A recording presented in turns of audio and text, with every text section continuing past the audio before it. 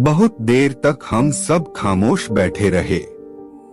फिर सीमा ने चुप्पी तोड़ी और बोली, अनिता चलो देर हो रही है, घर चलते हैं। मैं राजेश के मम्मी और पापा को नमस्ते करके उठी और बाहर आ गई। बाहर आकर मैंने दरवाजे से फिर पलटकर देखा तो राजेश बहुत गहरी नींद में सोया हुआ मालूम पड़ा। घर आकर हम दोनों ने बहुत देर तक गप्पे मारी। मैं उसके और वो मेरे कॉलेज के किस्से पूछती रही। हम दोनों दिन भर रहते रहे और बातें करते रहे। पता ही नहीं चला कि कब शाम हो गई। अचानक मौसा जी की गाड़ी की आवाज आई तो हम कमरे से बाहर आए। मौसा जी को देखते ही जाने क्यों मुझे राजेश का ध्यान फिर से आ गया। मैंने पूछा, मौसा जी राजेश कैसा है अब? मौसा जी ने कहा, पता नहीं बेटा, मैं लौटते वक्त वहां से नहीं होकर आया और फिर अब तो उसके मम्मी पापा आ गए हैं। कोई जरूरत होगी तो हमें बता ही देंगे वो लोग। बात तो मौसा जी की सही थी, पर जाने क्यों मुझे ऐसा लगा कि राजेश के मम्मी पापा की आ जाने से हमारा फर्ज कम नहीं हो जाता। पर जाने क्यों मैं कुछ कह नहीं पेरत को। जब खाना खाकर हम सोने के लिए सीमा के कमरे में गए तो सीमा ने अचानक मुझसे पूछ लिया, अनिता क्या बात है, तुम कुछ खोई खोई लग रही हो?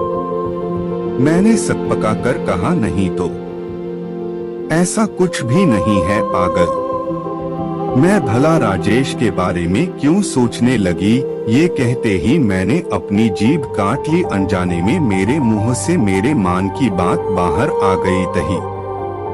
सीमा हंसने लगी, बोली, पकड़ी गई ना चोरी।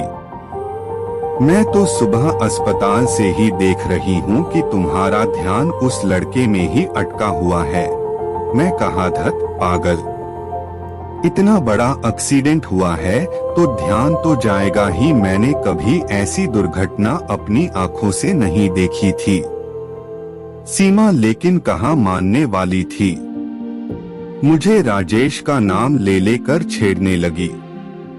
बोली, ऐसा करते हैं कि जब राजेश ठीक हो जाएगा तो उसे यहीं अपने घर ले आएंगे, क्यों, कैसा रहेगा? मैंने कहा, तेरा घर है, जिसे चाहे रख, मुझे क्या। ऐसे ही हंसी मजाक करते करते हमें नींद आ गई। रात को अचानक मेरी नींद खुली। ऐसा लगा कोई मुझे हिला रहा है। मेरी आंख खुली तो देखा कोई नहीं था। सीमा दूसरे बेड पे आराम से सोई हुई थी। अचानक मुझे ध्यान आया कि मैं क्या सपना देख रही थी। सपने में मैंने देखा कि राजेश हमारे घर के बाहर खड़ा है। उसके शरीर पर कोई चोट या पट्टी नहीं है और वो एक गहरे नीले रंग की टी शर्ट और जीन्स पहने हुए खड़ा है। टी शर्ट पे लिखा है, आई लव यू, और उसके हाथों में एक फूलों का गुलदस्ता है। मेरी मौसी बाहर गई तो उसने पूछा कि क्या अनिता यहाँ रहती है? तो मौसी जी ने कहा कि हाँ, अंदर आ जाओ बेटा।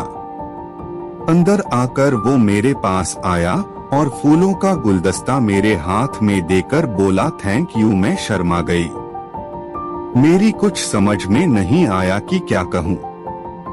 वहीं पर मौसी जी और सीमा भी तो थी। तभी सीमा ने जोर से मेरा हाथ पकड़ा और हिलाकर बोली, कुछ तो बोल। क्या हो गया? उसे हाथ के झटके से मेरी नींद खुल गई। पहले तो मेरे होठों पे मुस्कान आई और फिर सीमा पर बहुत गुस्सा आया। इतनी जोर से हाथ हिलाने की क्या जरूरत थी भला? खैर, सपने की बात सपने तक ही ठीक है।